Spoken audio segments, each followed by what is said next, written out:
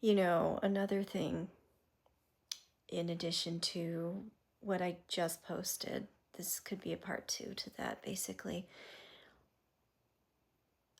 I think that this is a time where it's hard to trust people, and we do need to build community amongst one another and make sure that we are, you know, we're just building stronger community connections, right? You know, like getting involved in grassroots organizations and just getting to know your neighbors if possible, and, you know, reaffirming your connections with your loved ones, your friends.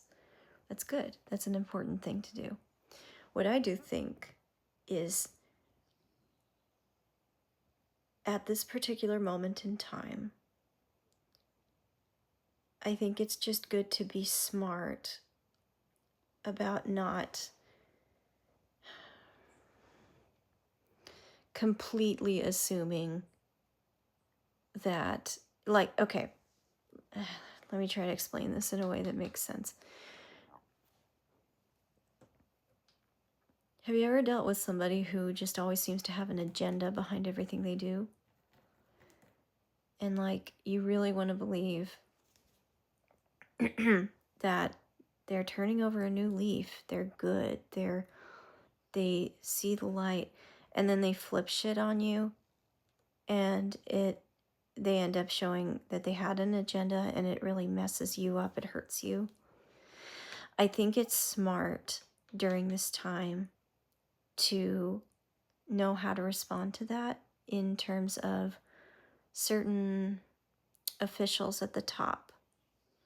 Like, don't waste your emotional energy putting hope into them. Just pay attention to their actions.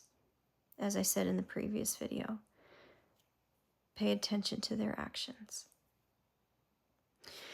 And